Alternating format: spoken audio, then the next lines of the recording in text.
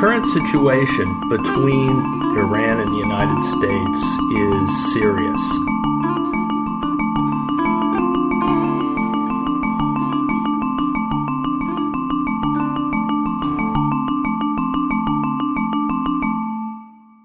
It is clearly the most serious situation since our rivalry with the Soviet Union up through the early 1980s.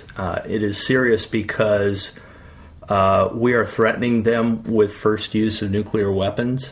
The plan for Iran is targeted military strikes from the air, targeting nuclear facilities to create instability in Iran that would lead to an internal takeover. So it wouldn't need more troops. It's basically what it needs is the will to move forward on it.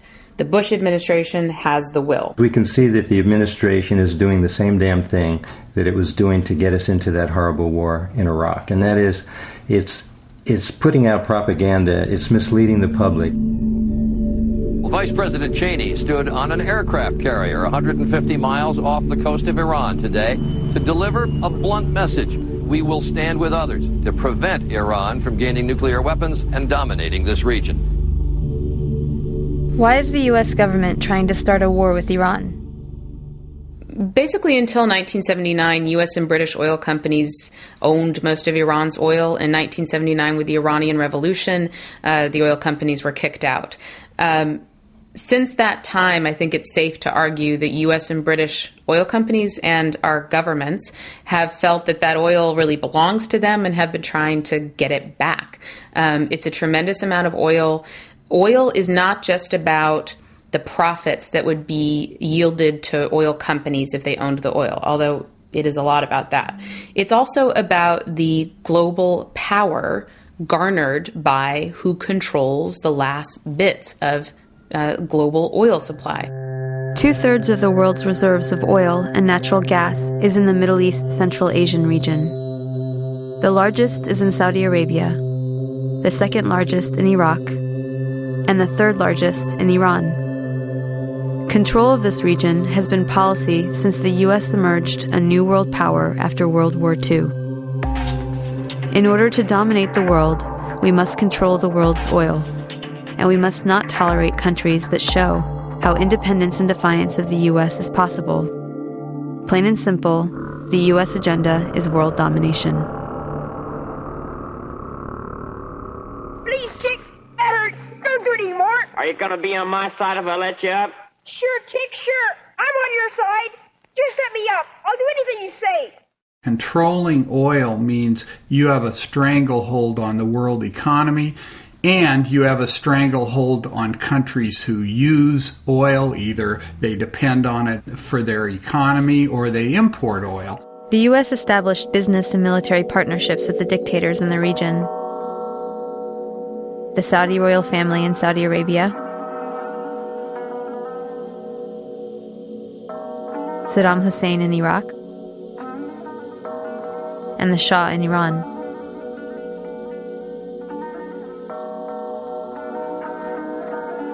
The countries and their oil were under control, but with Iran and Iraq, control was lost.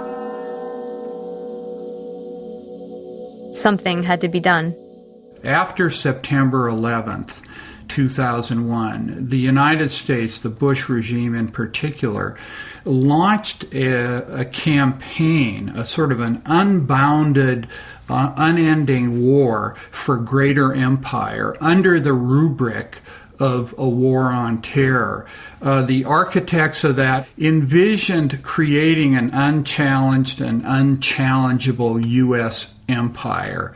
These neocon theorists argue that after the collapse of the Soviet Union, the United States had a once-in-a-lifetime opportunity that without the Soviet Union, without this nuclear-armed superpower confronting the United States, the U.S. reigned unchallenged militarily. And if it did not act decisively, new challenges would emerge and it would go the way of other empires. I mean, the Russian empires collapsed twice in the 20th century. The Austro-Hungarian, the French, the British empires rise and fall increasingly quickly, and people like Paul Wolfowitz, like Dick Cheney, like Louis Libby were very aware of this. So when September 11th came, they seized on this attack. They felt they had a political opening.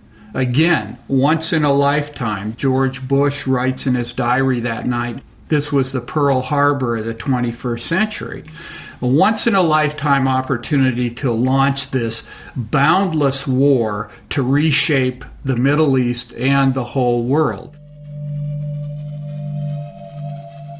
The U.S. invaded Iraq and removed a brutal dictator from power, a dictator that we supported through his worst crimes. Saddam Hussein was our ally until he stepped out of line and invaded Kuwait without our permission, turning him into an instant enemy. To regain control, we invaded Iraq. Attacking Iraq was a war crime. There are only two instances in which war is legal. UN authorization, which the United States didn't have, or an imminent threat. Neither one applied. This was actually under the Nuremberg standards a war crime, the supreme crime of aggressive war. That's what this is. And of course, one of the ways I think the discourse in this country is so corrupted is everyone talks about this war as a mistake. No, it was not a mistake. It was a crime. This was a war carried out for very specific and conscious political and economic objectives. It wasn't an error. It was a crime. And the same situation applies with regard to Iran. An attack on Iran, whatever the level of development of their nuclear program is or isn't, would be a war crime. The U.S. government is guilty of theft and mass murder. Hundreds of thousands of innocent people have been killed, millions displaced, and 100,000 fleeing Iraq every day in one of the most severe refugee crises on the planet. And a key benchmark for withdrawal is a passage of a law putting ownership of the country's oil into the hands of a few multinational energy corporations. The only actors at this point that are likely to win the war in Iraq are U.S. oil corporations and oil industry folks. That's because the Bush administration has spent 4 years trying to change Iraq's oil industry from a nationalized model that before the war was essentially closed to U.S. oil corporations to a privatized model where essentially almost the entire Iraqi oil sector would be open to private foreign corporate ownership. The Bush administration has been trying to do that through passage of a new oil law in Iraq so that an Iraqi government would pass the law would then be legal, and the Iraqi government would then sign contracts with U.S. oil companies, making it all on the up and up. So the slow process has been trying to get in place the right Iraqi government and then get the law passed in Iraq. The law is truly radical. Essentially, it would say before the war, U.S. oil companies didn't have access to Iraqi oil. After the war and the occupation, U.S. oil companies own the vast majority of Iraq's oil. Fairly successful use of a military by the interests of the U.S. oil corporations. Well, we're only advisors. You make your own laws. But I think you'll find that your new law is a good law.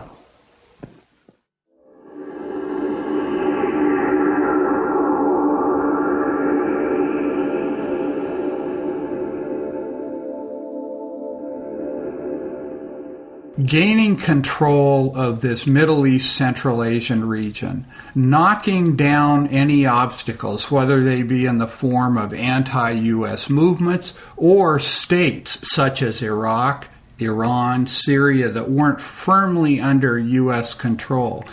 Once having done this and gained control of this region, Bush, Cheney, and company felt this would put the United States in a position, it would be a key element of preventing the rise of any challenger to U.S. power globally or regionally. And of course, the two main countries they've been worried about are Russia and China.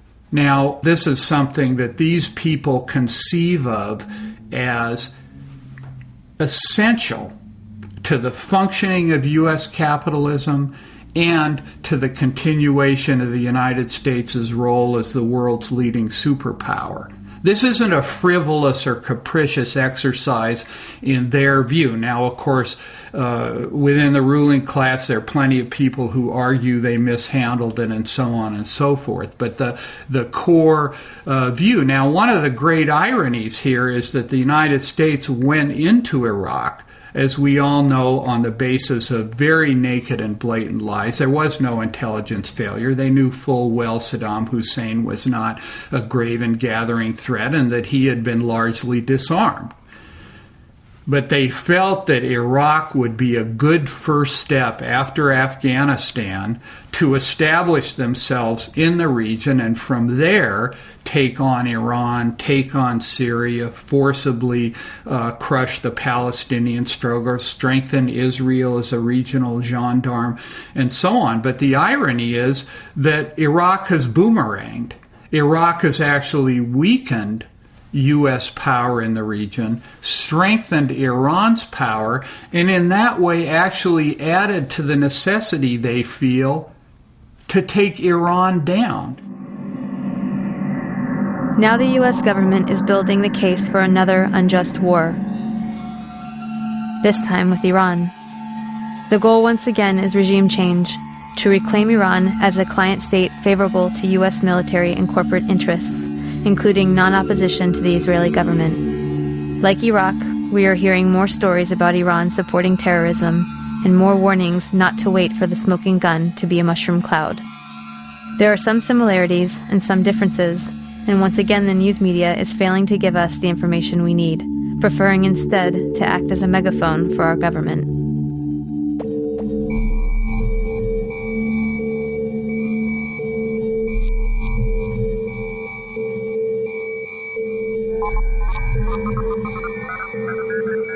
You know, it's really important as a first step towards preventing war on Iran that people keep in mind as they hear any rhetoric that's pushing towards war to have a skeptical eye.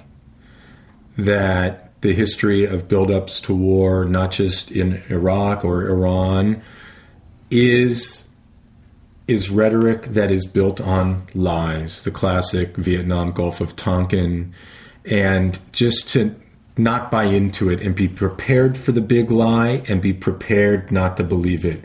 As a great journalist from the 20th century, I.F. Stone said when he would introduce a topic to a journalism class, he'd say, there's two words that you get out of this class, let it be governments lie. Our country is presented as defending itself against a ruthless enemy, and to do this, we must hide any history that shows what we did to start the fight and how we escalated it until we could appear justified striking back with a crushing blow. Iran is a perfect example, and a war on Iran would amount to terrorism.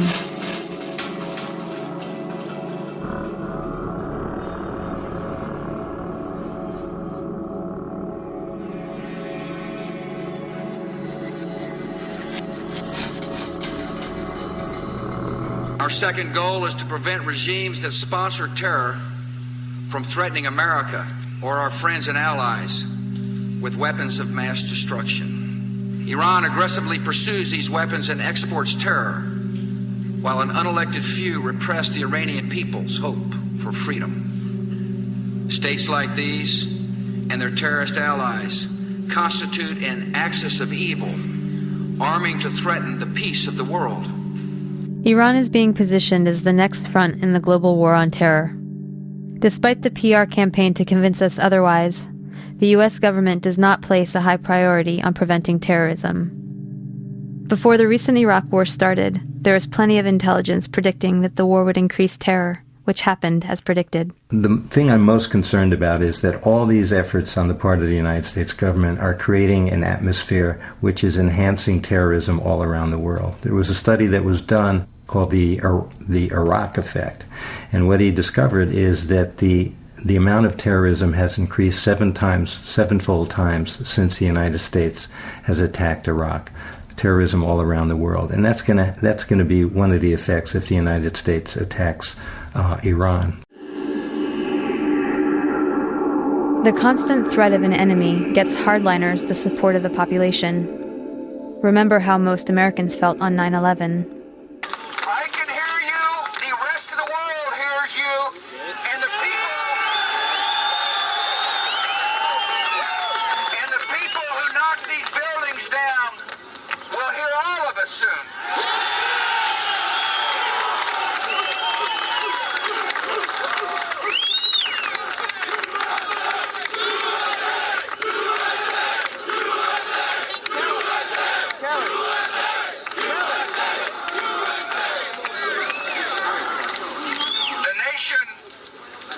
nation sends its love.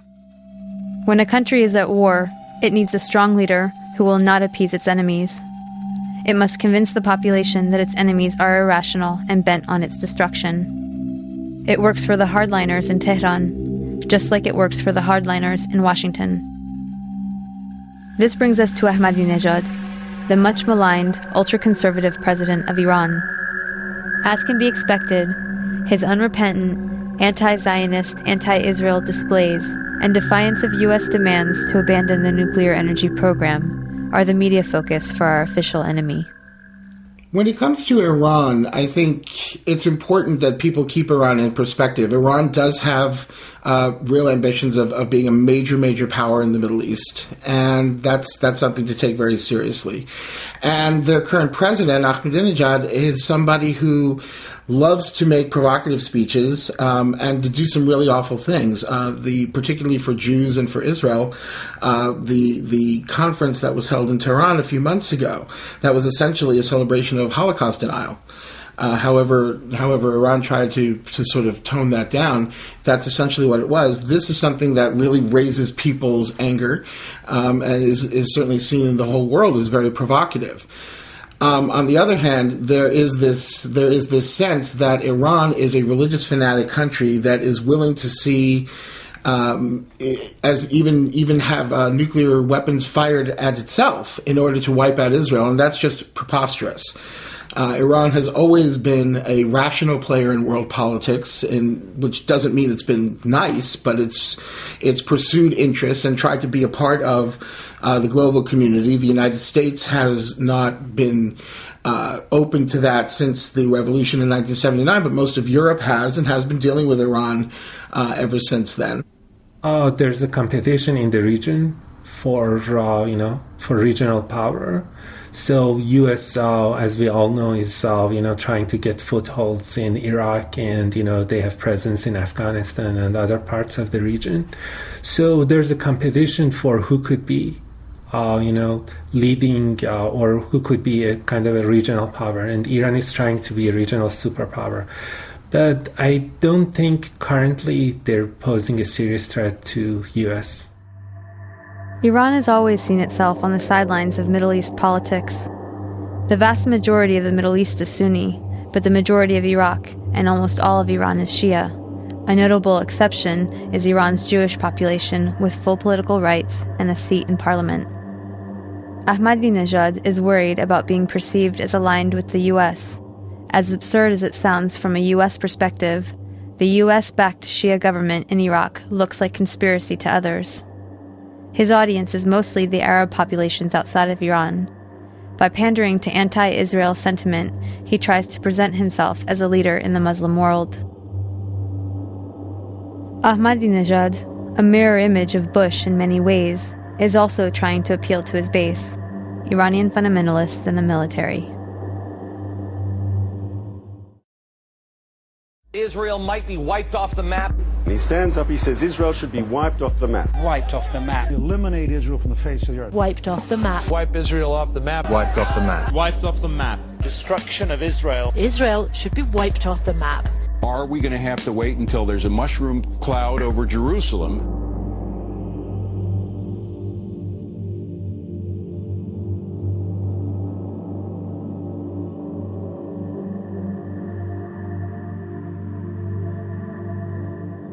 I think one of the things that we hear about Iran that's misleading is that the president, Ahmadinejad, is said to be really the person who's in charge in Iran.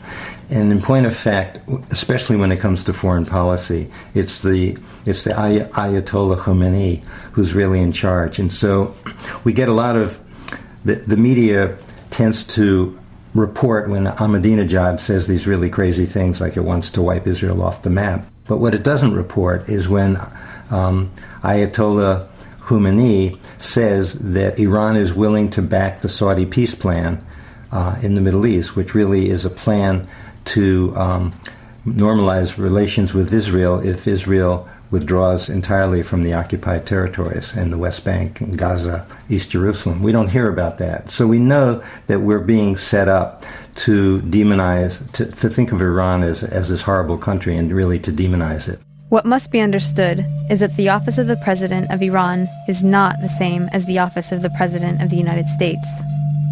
The media should be focusing on Ahmadinejad's boss, the supreme leader, Grand Ayatollah Khamenei. He has total power over the foreign policy, over the military, and the nuclear program.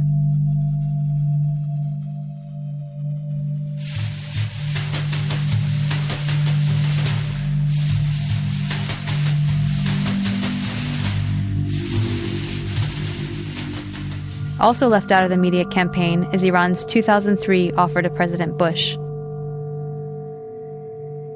In exchange for being removed from the axis of evil, a guarantee of security, lifting of the sanctions, and allowing Europe to resume investing in Iran, Khamenei approved an offer to put all outstanding issues on the table. He offered to allow full nuclear inspections, to withdraw support for Hezbollah and Hamas, and to normalize relations with Israel if Israel withdraws from the occupied territories. The offer was delivered to Washington by a Swiss diplomat who was censured for even acknowledging it. The US chose escalation over peaceful resolution. The president of Iran is somewhat of a figurehead, and in order to gain influence, he is trying to appeal to the resentment of America and Israel that is rampant throughout the region. In order to understand this hostility and why Ahmadinejad got elected, and why no leader dares to appear pro-US or even to trust the UN, it is essential to understand the history of modern Iran.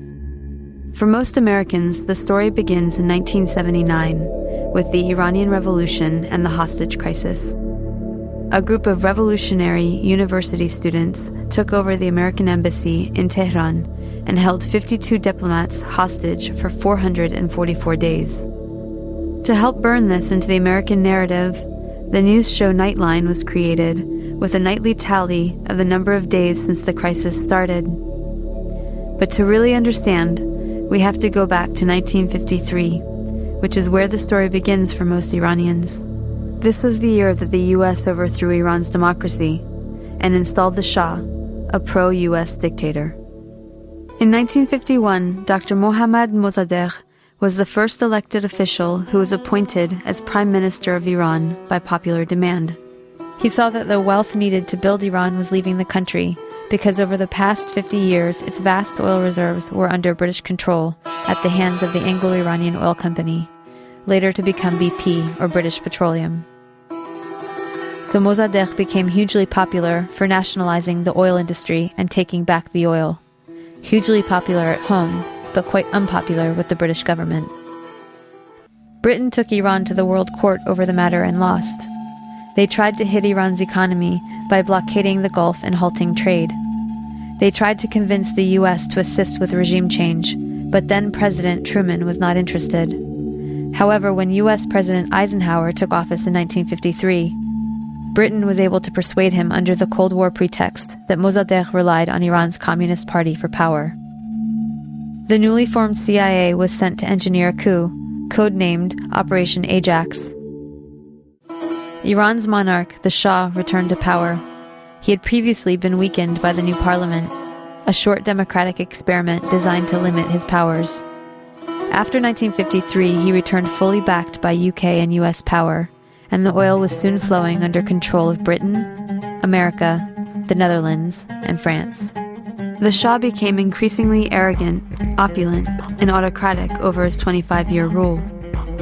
He instilled fear in the population with a secret police known as Savak, created by the American CIA and Israeli Mossad, that tortured and imprisoned those who dared to dissent. He crushed all political opposition.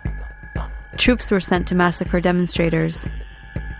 He pushed a white revolution to modernize and westernize the country, giving women the right to vote and other reforms. But ultimately, he served the elites and created a huge economic gap for the poor masses. Powerful religious leaders saw that he was forcibly trying to rid Iran of Islam in a country that was 90% Muslim. One of the Shah's leading critics, Ayatollah Ruhollah Khomeini, was arrested and imprisoned for 18 months. After his release in 1964, Khomeini was sent into exile for 14 years. From abroad, he continued his anti-US, anti-Shah campaign through sermons on cassette tapes that made their way back into Iran and circulated as people copied and shared them. By the end of the 1970s, things had gotten so bad that major protests and the violence that followed were becoming a regular occurrence. The Shah declared martial law and banned demonstrations. This resulted in a huge protest and a general strike that shut down the economy. Soon over 2 million people flooded a public square in Tehran, demanding to remove the Shah and for Khomeini to return, and that is exactly what happened. One important thing to note is that the CIA orchestrated the 1953 coup out of the very same American embassy in Tehran that was later the site of the hostage crisis, right after the Shah was overthrown by popular revolution in 1979. The students were convinced that once again, the U.S. had plans to overthrow their revolution. In fact, U.S. President Carter did send a NATO general to instigate a military coup, but it failed. Iran and the U.S. had an extradition treaty in force that obligated the Carter administration to return the Shah to Iran as an indicted criminal. The students had 4 demands: return the Shah to Iran for trial. He had been accepted into America for medical treatment. Return the Shah's wealth to the Iranian people. A promise from the U.S. not to interfere in Iran's affairs in the future. And an apology and admission of guilt by the U.S. for its past actions in Iran. The apology never came, but 20 years later, Secretary of State Madeleine Albright did acknowledge the U.S. role in Mossadegh's overthrow. So Khomeini took power in 1979 and instituted a government under Islamic law. Within a year of the revolution, Saddam Hussein invaded Iran without provocation, seeking control of Iran's oil-rich Khuzestan region and key oil shipping waterways.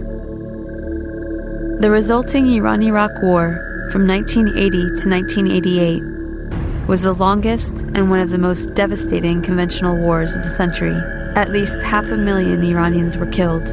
This war further cemented resentment of the U.S. government, as they were playing both sides. On one hand, they were supporting Iraq, providing money, technology, and intelligence, including satellite photography, to help Iraqi bombing raids. The U.S. helped provide Saddam Hussein with weapons by giving him agricultural credits and pressuring Gulf states to give him billions in loans, so he could buy weapons from Western Europe, China, and Russia. The U.S. Department of Commerce issued licenses to export materials for Iraq's weapons of mass destruction program. The U.S. continued its support even after learning that Iraq was using chemical weapons against Iran, not to mention against its own citizens, to stop an uprising of Kurdish separatists. But the imperialist tradition also called for maintaining regional balance of power. So the U.S. also armed Iran, not letting any one regional power get secure enough to dominate or to ally with its neighbors to challenge U.S. hegemony. In this case, it came in the form of the Iran-Contra scandal. U.S. President Reagan needed money to fund an unjustified war against Nicaragua, but was forbidden to do so by Congress. So U.S. arms were illegally sold to Iran through Israel and South Africa, and the proceeds went to the Nicaraguan Contras. This allowed Reagan to get around Congress to support a campaign of kidnap, rape, torture, and murder for which the U.S. was convicted by the World Court for unlawful use of force. In other words, state-sponsored international terrorism. The ruling was ignored. Khomeini died in 1989, shortly after the war ended. He promised democracy, but essentially had become the next dictator. Although he improved literacy and much-needed health care for the masses, he also imposed censorship, violently crushed political dissent, and attacked women's rights. Instead of the Savak, the people now had the Revolutionary Guard to fear. Since then, Iran has been an oppressive theocracy. Khomeini was replaced by Khamenei, who remains supreme leader to this day. Yes, I think Iranian government is dangerous. It's dangerous mainly to people living inside Iran. They've been oppressing people. The current government is kind of a dictatorship, and they've done a lot of bad things to Iranian people. Iran is an Islamic republic that suppresses women. It suppresses movements for free speech. It's an oppressive government, and it is absolutely. And U.S. intervention is going to make it worse. It's made it worse in Iraq. It's made it worse in other contexts, and it's absolutely going to make it worse in Iran. The United States does not oppose the Islamic Republic because it's reactionary or repressive. All we need to do is look across the Persian Gulf to Saudi Arabia and understand that the United States has no trouble supporting reactionary, oppressive theocracies as long as they do the U.S.'s bidding. And we've seen in Iraq, did the United States bring freedom and liberation to Iraq? No, they succeeded in killing an estimated 650,000 people, making refugees out of 3 million, destroying the country, and actually strengthening the hand of Islamic fundamentalist Shias who want to impose their own theocracy in Iraq. So it's increased the nightmare of the Iraqi people. The Islamic Republic is a repressive regime. I was in Iran in 1979 and 1980 and saw this Islamic theocracy being consolidated. And many of my friends were killed or tortured, put in prison because they were secular opponents of both imperialism but also of religious rule. Certainly women are being mistreated and held in a subservient position. Science is undermined by this sort of theocratic rule. Now, having said that, so this isn't a regime that I like, but having said that, I'm still fully opposed to any U.S. attack on Iran. The fact that the Islamic Republic is a reactionary, repressive regime does not give the United States the right to attack Iran. The future of Iran should be determined by the Iranian people. Iran has a democracy at the grassroots, and is very strong. It's just like coal under the ashes right now, that it's basically it's about to become a massive movement. And interesting is that the women's movement is very strong against inequalities in Iran and also against gender apartheid. The student movement is very strong. The workers movement also is going very strong, getting unions, and they basically intellectuals, writers, poets. It's so vibrant that you don't see this kind of grassroots movement for democracy in any other neighboring country. So once the threat of bombing Iran comes from administration at this stage, it basically allows radicals that are basically very small percentage that holding to the power to clamp down on all these movements. And what it does happen that with threat of bombing, the movement stops, and the repression becomes much larger and does not allow this grassroots to develop properly. What I'm uncertain about is how we can best help people inside Iran to force the government to be more democratic, and how we can facilitate that process. That's a very difficult question. I know different people have different answers and different thinkings, but you don't want to let the government in Iran to have a free hand to do whatever they want against people. But on the other hand, democracy is not something that you can force from outside. And, if there's a very strong democracy movement inside Iran, so if it looks like that people from outside are helping them, then the government will seize that opportunity to make it look like just foreign puppets, and it will crack down on them. So you cannot directly support them. But so that's the difficult question, and how best we can do something to help people inside Iran. Khomeini did form a new kind of government with some elected offices, but still with himself as the supreme leader, the head of the government. There is an elected parliament called the Majlis and an elected president, but their democratic functions are limited, as all candidates and all laws must be approved by the Guardian Council. The Guardian Council has 12 members, and half are clerics appointed by the supreme leader, who has the final say on all important matters. The job of the Guardian Council is to guard the country against efforts to undermine the ideals of the revolution. They normally prevent any reformers from being elected, but the strength of the democracy movement culminated in 1997, and a reformer was elected.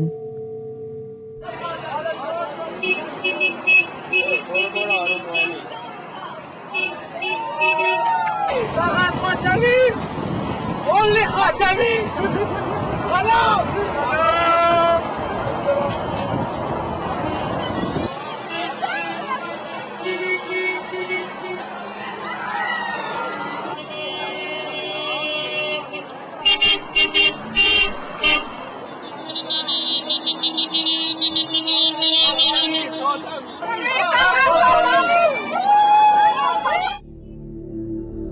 From 1997 to 2005, a reformer named Khatami was the president of Iran. 70% of Iran is 30 years old or younger, due to Khomeini's urging people to have children at the start of the revolution, and losing many of the older generation in the Iran-Iraq War. He won the election, in large part due to support from women and the country's youth, who pressed their parents to vote for him.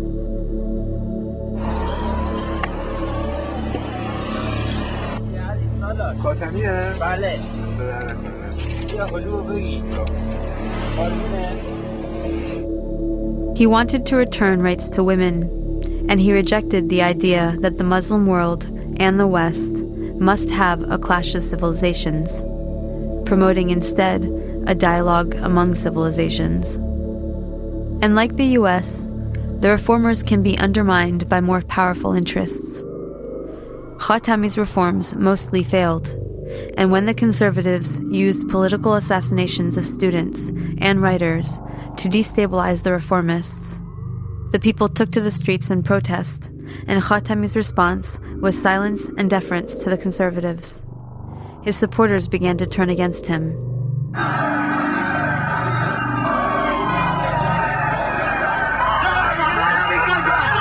Khatami's reformist presidency was also undermined by the US, despite gestures of goodwill towards America from the people and the government of Iran. Iran has the most pro-American public in the region, in the Middle East. If you remember, after September 11th, people just went to the streets and they had candlelight vigils for victims of the terrorist attacks. So people in Iran really like Americans.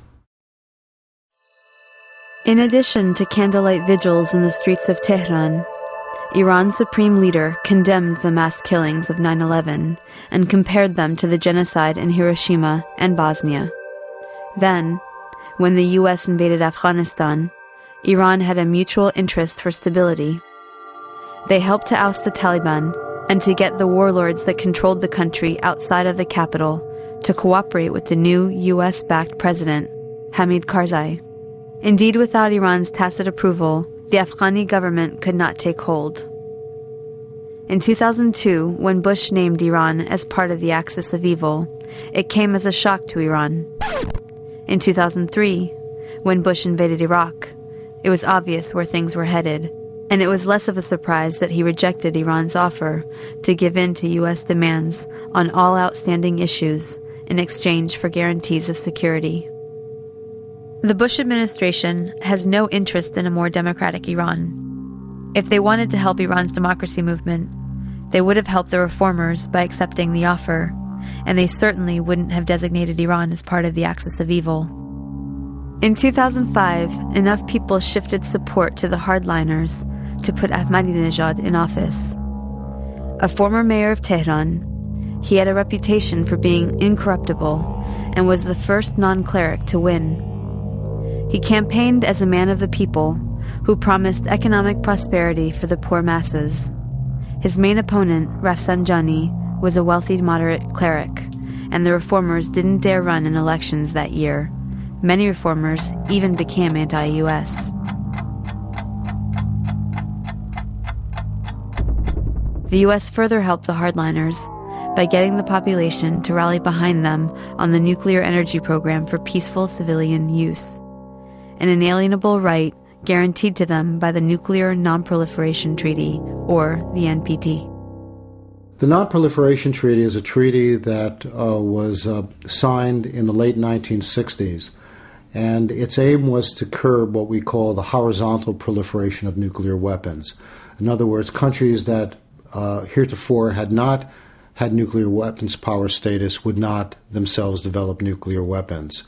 It was a bargain between the nuclear powers at the time, France, England, the United States, Russia, and China, and what we call the nuclear have-nots, that in return for them having the ability to develop civilian nuclear power, they would not use that technology and know-how to develop nuclear weapons. The nuclear weapon states themselves were pledged under Article 6 of the treaty to themselves undertake vigorous programs towards disarming their nuclear arsenal. Those nuclear weapon states have failed in their part of the bargain, and they've held on to their arsenal, setting a very terrible example for the rest of the world. For example, with the United States, while we're admonishing Iran to make their processes open, to not become a nuclear weapons power, that right now our government is proposing that we rev up the Department of Energy facilities to develop a new arsenal of nuclear warheads, which are called the Reliable Replacement Warheads. This project, which is projected to cost in the hundreds of millions of dollars, represents new nuclear weapons, and it's a shame that our government is actually taking the lead in starting a new nuclear arms race. It is actually our government with the largest nuclear arsenal that should be taking the lead in disarmament and to set by example the path that other countries should take. Violated its NPT obligations, continuing to develop new weapons, including those intended for use against Iran. Also, the US gives a pass to its allies, Israel, India, and Pakistan. None of them are signatories to the NPT, and yet the US supports development of their nuclear weapons program.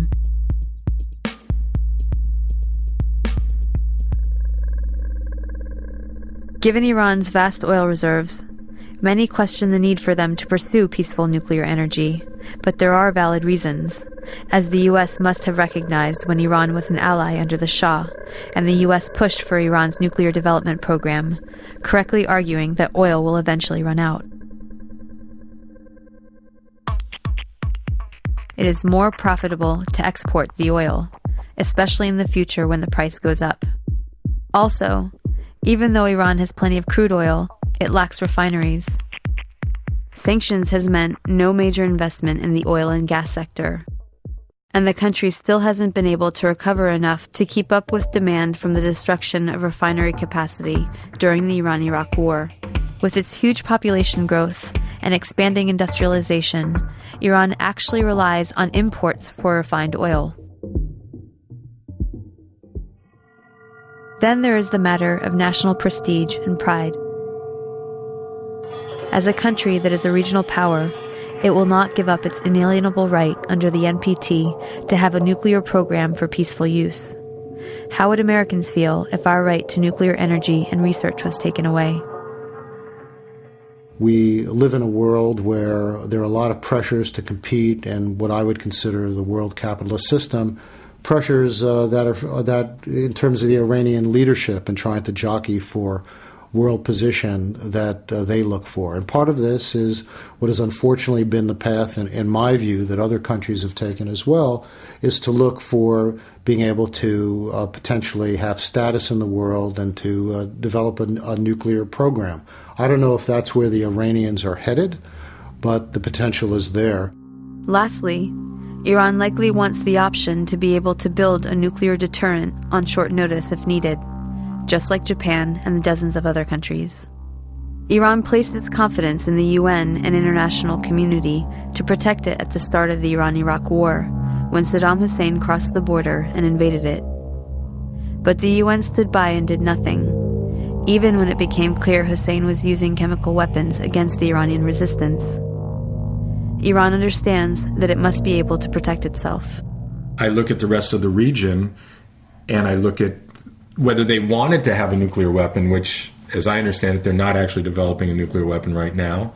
But if they did, even though I'm against nuclear weapons, all nuclear weapons, I can understand the logic of deterrence. I see India, I see Pakistan, I see Israel, I see they're at odds with their neighbor and nearby neighbor Saudi Arabia. And then I look at North Korea barely having a bomb and delivery systems, and the United States not going at war with them. It looks like, from Iran's perspective, in my mind, that they would think that they should have a nuclear weapon. And yet, polls there show that they want to have the right to it, as any other country would have a right to nuclear energy. But it's not clear that they're developing nuclear weapons, though I would understand why they would if they were. While holding the option to develop nuclear weapons if needed, there are good reasons why Iran would hope not to have to exercise that option. The last thing it wants to do is alienate neighboring Arab countries, who might align with the U.S. if they feel threatened by knowing Iran has nuclear weapons.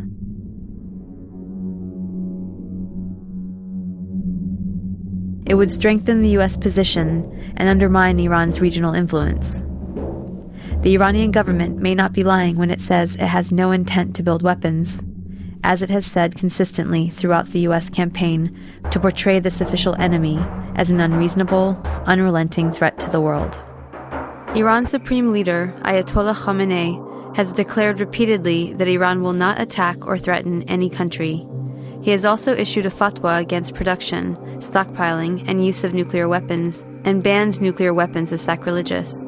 Iran has been a consistent supporter of the NPT and called for a nuclear weapons-free Middle East. Under U.S. pressure, the UN Security Council ordered Iran to stop enriching uranium and has imposed sanctions without justification. The International Atomic Energy Agency, or the IAEA, is in charge of monitoring the nuclear programs of all countries. The IAEA is supposed to work with countries to resolve issues and report them to the UN Security Council if they cannot be assured that a country has not diverted nuclear material for non-peaceful use. If that happens, the Security Council can then decide to impose sanctions or use force. In the case of Iran, there is no evidence that Iran is building or even intends to build nuclear weapons. The IAEA director, Dr. El-Baradei, has consistently confirmed that there has been no diversion of safeguarded nuclear materials in Iran. I have been concerned by hearing a lot of talks about use of force. I think that's, in my view, very counterproductive. What we have seen on the ground in Iran that are issues that need to be clarified. I said again, Iran needs to build confidence through suspending its enrichment-related activities. But that has been said. I have repeated that we have not seen any undeclared facilities operating in Iran. We have seen any concrete evidence that the Iran program is being weaponized. We have not received any information to that effect. So I haven't heard any other information to the contrary. So while we're still concerned about the nature of the Iranian program, we should not, I do not believe at this stage that we are facing clear and present danger that require that we go beyond diplomacy. He has also repeatedly urged skeptics in Western capitals to help the IAEA by sharing any possible proof in their possession of suspicious nuclear activity in Iran. But the only proof offered has been proven false. The U.S. instead relies on coercion to get the UN and international agencies to serve the U.S. agenda. The United States makes the UN work when it wants it to work. And that is exactly the way it should be, because the only question for the United States is what's in our national interest. And if you don't like that, I'm sorry, but that is the fact. India was told there would be no U.S.-India nuclear deal if they did not vote against Iran at the IAEA. Mistrust of Iran is based on the fact that Iran developed reactors in secret for 18 years. The U.S. offers this as evidence that Iran has something to hide, but the undeclared work was justified given the U.S. campaign to undermine any effort to develop out in the open. Iran learned that their contracts with countries like Germany and China would be canceled under U.S. pressure. Thus, Washington systematically violated, with impunity, Article 4 of the NPT, which allows signatories of the fullest possible exchange of equipment, materials, and scientific technological information for the peaceful uses of nuclear energy. There are solutions to the transparency issues, such as putting all the world's nuclear energy production and distribution under international control. But since this doesn't give the U.S. control, such proposals are dismissed. We are left with escalation disguised as diplomacy, where U.S. offers to negotiate with Iran require that terms of the negotiation be conceded before the talks can even begin. Washington is not afraid of Iran becoming a nuclear threat anytime soon. Misleading the American public to believe otherwise is a pretext for war. But there are some things Washington does fear. Due to historical accident, most of the world's petroleum is in Shiite parts of the Middle East, including Shia-controlled Iraq, Shia Iran, and the Shia region of Saudi Arabia. Washington's worst nightmare is the formation of an independent, loose Shiite alliance, controlling most of the world's oil, possibly even joining the Shanghai Cooperation Organization, linked to the Asian energy security grid. U.S. economic rivals China and Russia are members, and Iran is an observer. The U.S., however, is shut out. Also, Saudis and Japanese are holding financial reserves in U.S. dollars, propping up the U.S. economy. If the energy grid expands, they may diversify, causing the value of the dollar to plummet. The economic problems for the U.S. could be huge.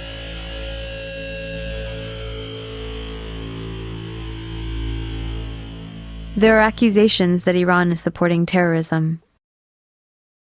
When we're talking about questions of sponsoring terrorism, I think we have to pull back a little bit and really ask what do we mean by terrorism? If we're looking at it from the standpoint of one definition, which is armed groups targeting civilians and causing innocent people to die for whatever reason that motivates them, there are indications that indeed Iran might be providing some support to groups who would undertake those type of actions. On the other hand, many of these same groups themselves have legitimate political grievances in terms of the ongoing situation in the Middle East, in terms of the situation, for example, in Israel and Palestine, where people are deprived of their rights. So if we look historically at the issue of terrorism, it can be said in many circumstances that one person's terrorist is another person's freedom fighter. We could certainly look at the history of South Africa, for example, to see where Nelson Mandela and the members of the African National Congress were painted as terrorists, and now we recognize their contributions to freedom in their country. Compared with this issue, we also have to look at what the experience of our country has been and what we have both directly and indirectly supported, which could equally be looked at as terrorism.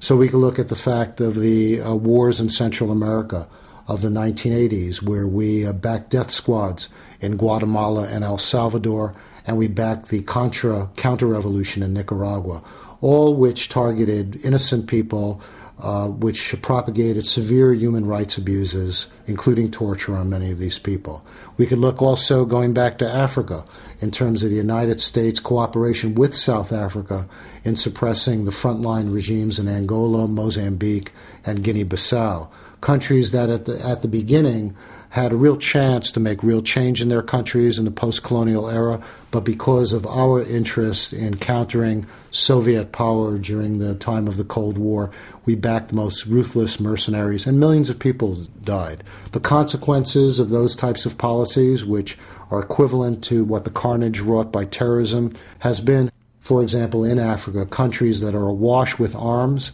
that our country permits small arms, hundreds of thousands to flood places like Africa, where the really terrible wars in places like Sierra Leone and other countries in West Africa flourish. So again, we really have to look at the responsibility going across many different countries in this case, and in particular, since we're here in the United States, to look at the prime responsibility of our country being the strongest superpower in the world is basically dictating the course of action for much of the way the rest of the world runs. Add this to the double hypocrisy of the U.S., one for complaining about Iran interfering in Iraq.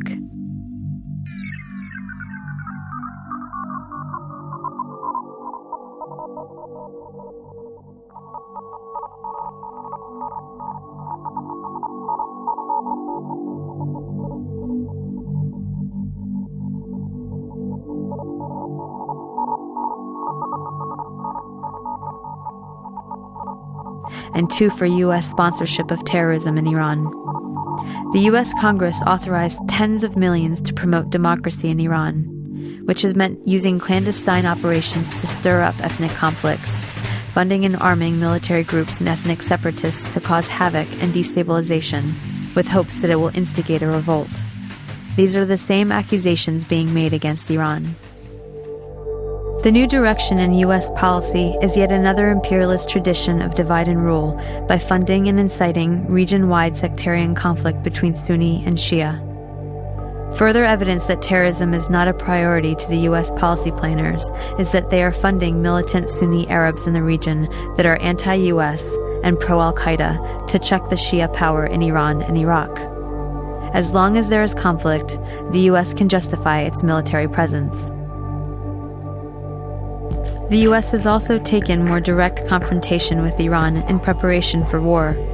An attack force has been sent to the Gulf with aircraft carriers waiting for orders to start bombing on 24 hours' notice. The first was the USS Eisenhower, named after the man responsible for the last time the U.S. overthrew their government. U.S. forces have Iran surrounded on both sides, occupying Iraq and Afghanistan. Under U.S. pressure, they are isolated from the international community. The U.S. has sent over 100 long-range jet bombers to Israel. This was advertised in the Israeli press for Iranian intelligence to know that they are capable of hitting Iran, as they did in Iraq to bomb the Osirak nuclear reactor. The threats alone made by the U.S. are illegal, as the UN Charter prohibits threat or use of force.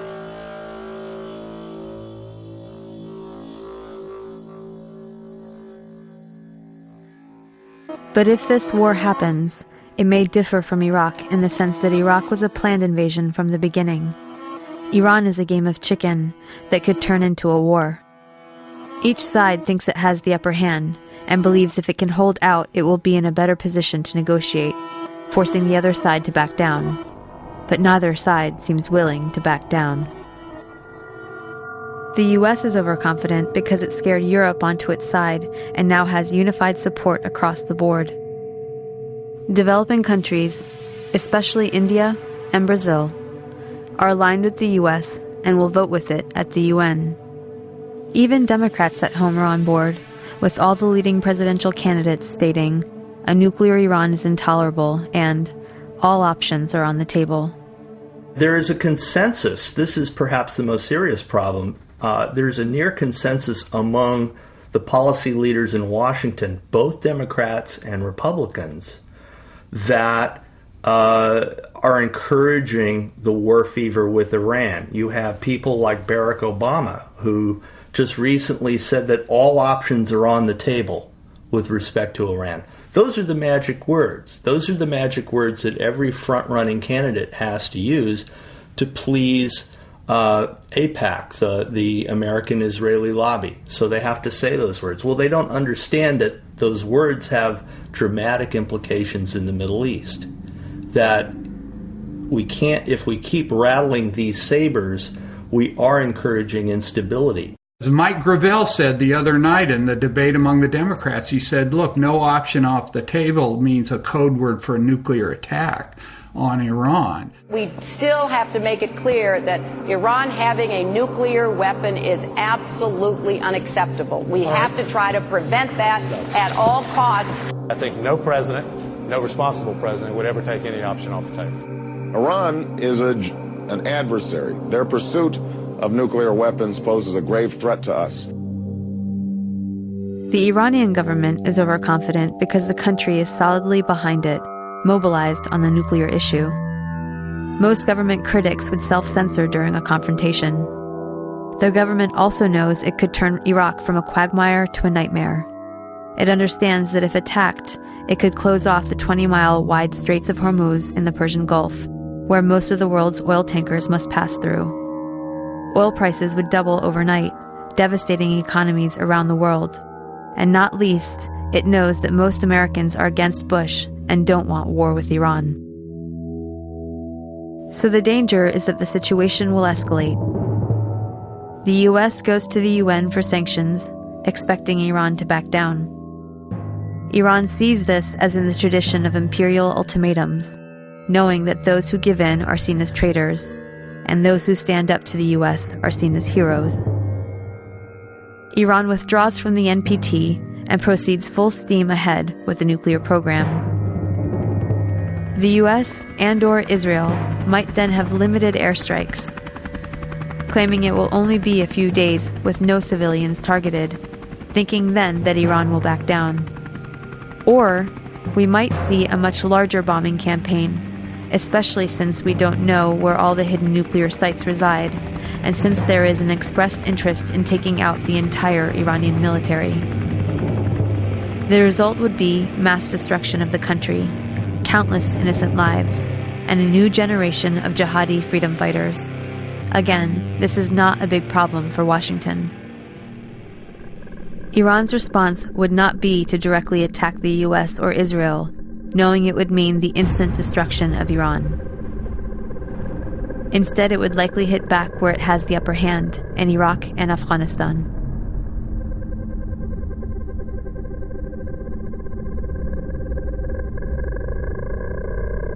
The only way to triple the number of U.S. troops is by reinstituting the draft. So what should the U.S. do instead of escalating war? We should not allow to become numb to the suffering of ordinary people. We should not allow killing by just blink of an eye. It's very important to lead by an example. I personally believe that the U.S. ought to lead the entire world by an example. Resolving all global issues through persuasion, not fear. Through cooperation, not confrontation. In the First World War, the major casualties were combatant soldiers.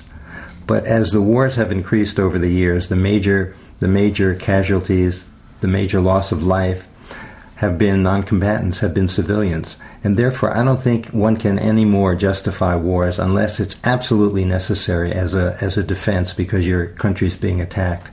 There's a wonderful phrase by Howard Zinn, and he said, "No flag is large enough to cover the shame of innocent people killed in war." And I think that's really what we have to keep in mind. That has to be what motivates us to stop these goddamn wars. A war would be unjustified, first off, because there are many other ways to try to deal with the situation in Iran without going to war. So we have international mechanisms such as having mutual support from the nuclear weapons powers and from the nuclear wannabes to be able to work the issue of the Iranian nuclear program out through diplomacy and, again, by having mutuality in terms of respect for the treaty, whereby the nuclear weapons powers would lead by example. And sanctions, even, which is not diplomacy. Sanctions are an offensive act, that will not bring reduced tension. The United States, has used nuclear weapons. We are violating the Nuclear Non-Proliferation Treaty. We are violating, I think, the Anti-Ballistic Missile Treaty. We are on the verge of wiping out international law as a basis for governments in conflict not going to war. We have over 10,000 nuclear weapons. We have by far and away the largest military in the world, and we think we're exceptional. We think that we are not bound by international law, and history tells us that every country that treats itself as exceptional eventually gets into big trouble. The Germans thought they were exceptional. Before that, the British thought they were exceptional. And over again, governments and peoples that think that they are the chosen one, that the laws of international conventions don't apply to them, eventually they do get their comeuppance. We have to become less exceptional in our attitudes towards these countries and a little bit more appreciative of their history. That has not happened. Unfortunately, that's going to require a significant change of consciousness. We can end the threat to the U.S. if we end the threat we make to others. We must end the U.S. threat to Iran. End the sanctions. Live up to our end of the NPT and stop developing new weapons. And reduce the ones we have. Sit down and negotiate. But in order to achieve a lasting solution against imperialist aggression, both our own and any powers that arise in the future, sooner or later we need to have fundamental changes in support of international law and justice. We should make the UN Security Council a rotating body with no permanent members, not allow any country to have veto powers, and we need to accept the authority of the World Court. Intervention should only be allowed according to the rules of international law set by the UN. The US should withdraw from Iraq, Afghanistan, and the rest of the Middle East and pay reparations.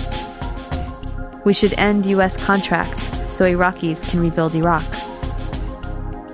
We should help Israel and Palestine achieve peace by not vetoing the UN resolution to return to pre-1967 borders. We must renounce the U.S. strategy of global military and economic empire. There's a dynamic that's going on in the Middle East of what I would refer to as two outmodeds clashing with each other. An outmoded form of politics and economy from the West, in other words, empire or imperialism, clashing with an outmoded form of politics and ideology in countries like Iraq and Iran and so on, which is Islamic fundamentalism. Neither one of them really offer a future to the people either in this country or in the Middle East, in my view. And yet, in their clash, they actually reinforce each other. A U.S. attack on Iran, and if Iran responded or stood up in any way, would greatly fuel this. Many millions of people, even secular people, would feel compelled to support Islamic fundamentalism simply to oppose this horror that they're seeing coming from the United States. And it's my view that we have to create a third way. I mean, one of the things I think is so important about people in this country resisting is that it sets an example for people across the world that it's possible to have an alternative to imperialism that is not simply based on religious fundamentalism. I understand that this system that we live in is riven with contradictions, that it's in motion and that it may seem all-powerful, but has very many fault lines within it. And those can erupt with very little warning. In Iran in 1978, Jimmy Carter said Iran, the Shah, was an island of stability in a troubled world. A year later, he was fleeing for his life, and a quarter of the population, 10 million people, were in the streets protesting. This came from nowhere, but it seemed to come from nowhere, but it came from these deep fissures and fault lines, contradictions within the existing order. So it is possible for a big resistance and a revolutionary or progressive movement to come forward. So I think that creating that kind of resistance in this country, starting with driving out this Bush regime and repudiating its program, impeaching Bush and Cheney, I think would open up an enormous amount of political space for people all around the world, including in Iran. Although the current regime in Iran is undemocratic, if we truly believe in democracy, we must let the Iranian people change their own country over time. As a test of fairness, we might imagine that Iran invaded and occupied Canada and Mexico and had aircraft carriers sitting in the Caribbean. Imagine then if Iran had the power to label the US the axis of evil and cut us off from the rest of the world, and then threatened to attack us if we didn't stop generating nuclear power. What if Iran had overthrown the US government 50 years ago and installed a dictator friendly to Iranian interests, who kept it in power for 25 years? At that point, imagine that Christian fundamentalists, who currently represent about a third of the US, took power and began ruling under church law, followed by an unprovoked invasion by Canada, supported by Iran and ignored by the UN, in which it nearly destroyed the US. Would it be possible to imagine Iran as liberators? Would Iran be justified in attacking if the US government helped Christian fundamentalists in Canada to take up resistance? Would it be justified to hate and fear all Christians because of the ones that took and abused power in this context? This is not about good guys and bad guys. Both the American and Iranian governments are working against the interests of the people. But the deadly game of chicken was begun by the US, and the US has the power to end it. We should look at our current policies and actions against Iran, look at some better options, and figure out a way to change the minds of the people running our government and prevent another criminal enterprise that will cost many more lives. It has been done in the past, and if people take action, it can be done again.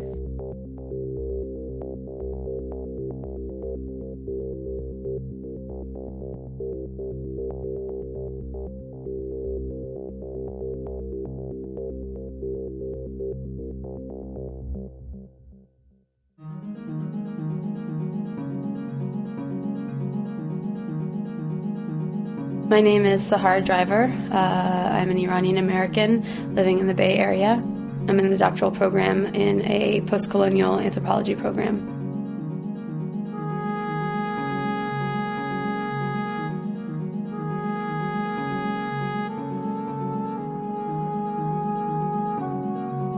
My name is Mitchell Plitnick. I was born in New York City, grew up there. I live in Alameda, California, and I am the Director of Education and Policy for Jewish Voice for Peace.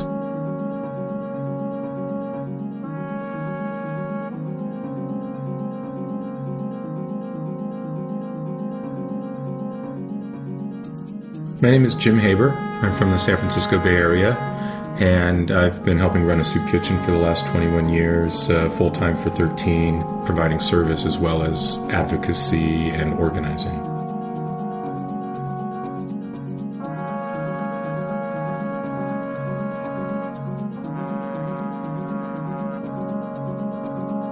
My name is Bob Gould. I grew up in the Bronx, and for the last 30 years I've lived in San Francisco. I work at Kaiser Hospital in San Jose as a pathologist, where I've worked there since 1981. I'm also, since 1989, the president of the San Francisco Bay Area chapter of Physicians for Social Responsibility.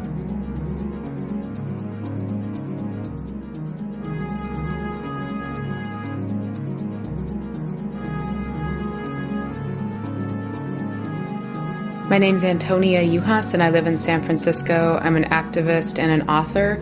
I'm a fellow with Oil Change International, a visiting scholar with the Institute for Policy Studies, and I am the author of a book called The Bush Agenda: Invading the World One Economy at a Time.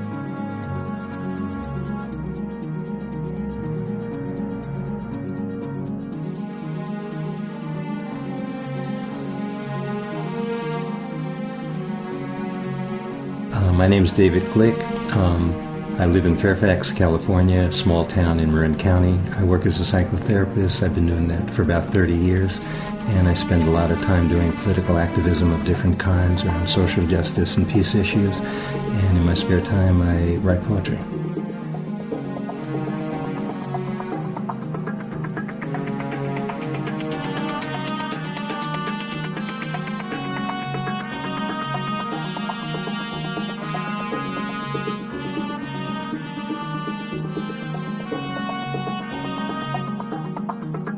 My name is Majid Barida, born in Tehran, Iran.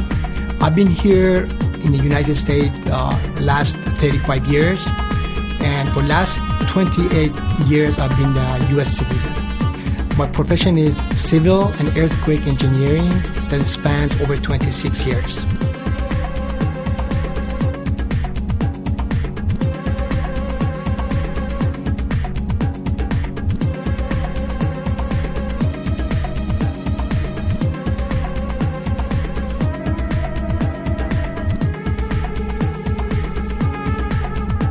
I'm Larry Everest. I'm from Berkeley, California. I've been covering the Middle East and Central Asia for over 25 years for Revolution newspaper and other publications, and I'm the author of Oil, Power, and Empire, Iraq, and the U.S. Global Agenda, and other books.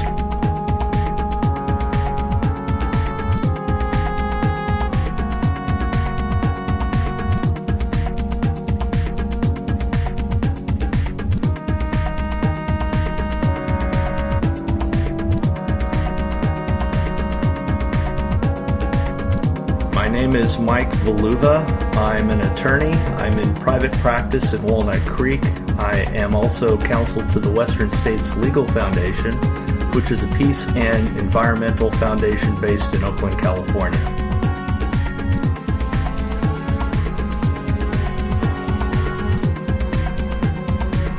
My name is Shahab Laegi. I'm originally from Iran. I immigrated to the United States about 15 years ago, and I've been a citizen for past 3.5 years. I'm an engineer. I'm a software engineer. I live in Redwood City, California. It's in the Bay Area, and that's it.